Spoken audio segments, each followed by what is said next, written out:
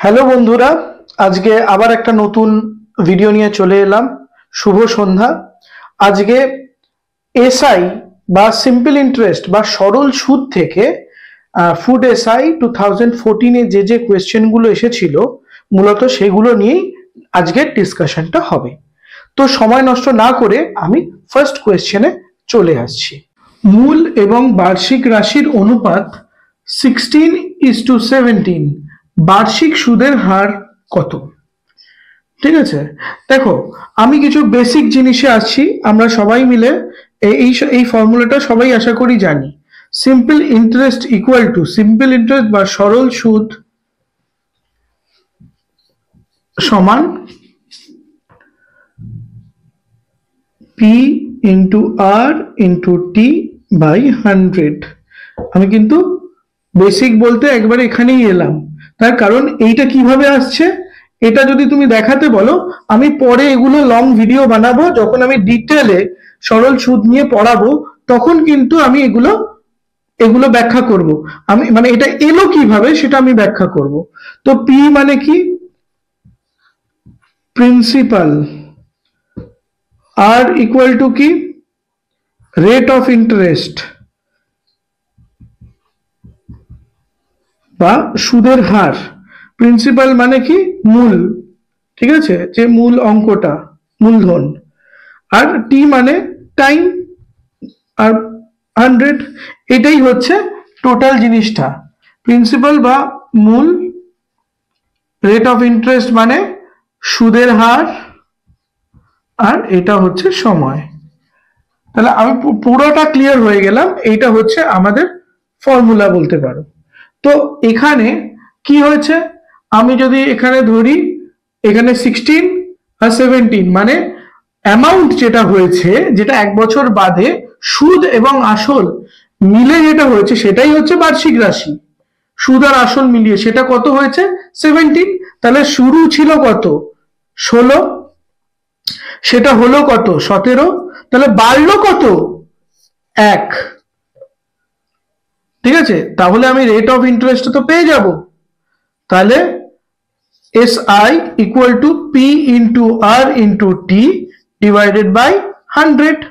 এখানে আমি S I A 1 লিখলাম, প্রিন্সিপালের জায়গায় 16 লিখলাম, আর টিটা লিখলাম 1 বছর, যেহেতু 1 বছর বার্ষিক রাশি বলেছে, আর ডিভাইডেড বাই 100।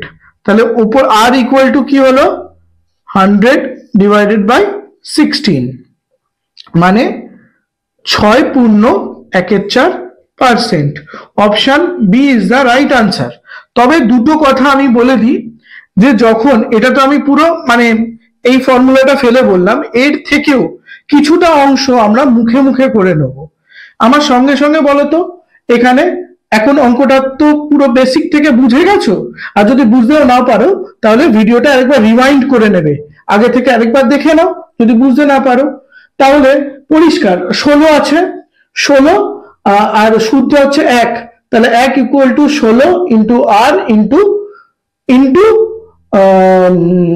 টিটা হচ্ছে 1 ডিভাইডেড বাই 100। আমি একদম মুখে মুখে করবো 100, আর ওদিকে সব জায়গায় যেহেতু 1 আছে তাহলে 100 ডিভাইডেড বাই 16।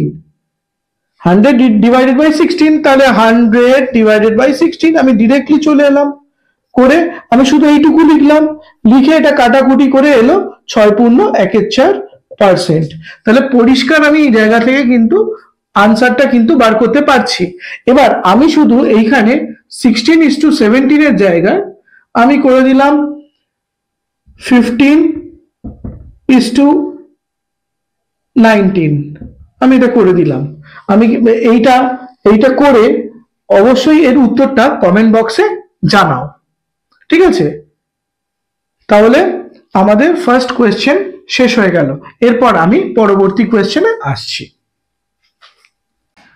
কোয়েশ্চেন নাম্বার 2, যদি কোনো অঙ্কের 5% সরল সুদ প্রতি বছরে সুদ জমে 180 টাকা, তবে অঙ্কটি কত? ঠিক আছে, এবার আমি বেসিক ভাবে আমি জানি যে S I equal to P into R into T divided by 100। ঠিক আছে, কোনো ডাউট? এটা হচ্ছে আমাদের ফর্মুলা। চোখ বন্ধ করে পি রইল পি, পি এর ভ্যালুটা আমাকে বার করতে বলেছে, পি আমি জানি না, এসআই বলেছে 180, আর হচ্ছে কত, আর হচ্ছে 5%, 5, আর এখানে টি হচ্ছে কত, 1 বছর। 1 বছরে কত টাকা জমা হয়েছে, মানে প্রতি বছর কত জমা হচ্ছে, আমি 1 বছরে বার করলেই ওটাই প্রতি বছর জমা হচ্ছে, ডিভাইডেড বাই 100। তাহলে 1800 ইন্টু 100, এই sorry 180 into 100 divided by 5 equal to P. এবার পি ইকুয়াল টু তাহলে কত হচ্ছে, 3600। তাহলে এটাকে আমি ভাগ করছি কত, 20, তাহলে 18 দুগুণে 36, আর একটা শূন্য, 3600। এবার দেখো, এটা তো একটা বেসিক ভাবে করলাম, কারণ যদি আমার কোনো রকম অসুবিধা হয় তখন আমাকে সবসময় কিন্তু বেসিক বাঁচাবে। দেখো, কোনো ফর্মুলা, কোনো শর্ট মেথড তোমাকে কিন্তু বাঁচাবে না, বাঁচাবে কিন্তু বেসিক।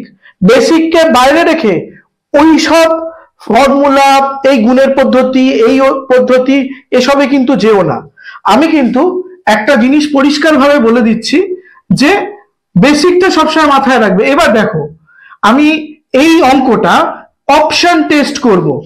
দেখো এখানে আমার কাছে কি কি ইনফরমেশন আছে, 5 আছে, 180 আছে, এবং এই ফর্মুলায় কি যোগ বিয়োগের কোনো ব্যাপার আছে?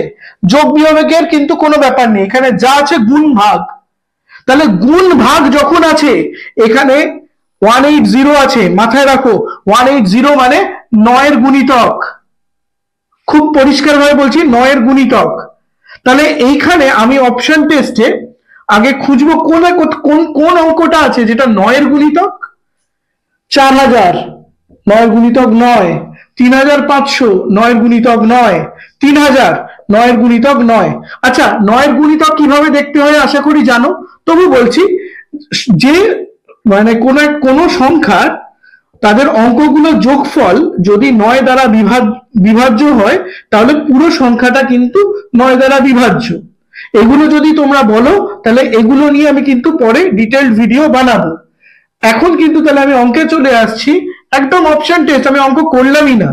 অপশন টেস্টে কি এলো, 3000 টাকা, 3500 টাকা, 3000 টাকা 3 দ্বারা বিভাজ্য, কিন্তু 9 দ্বারা বিভাজ্য নয়। একমাত্র অপশন হচ্ছে দেখো 3600, যেটা 9 দ্বারা বিভাজ্য।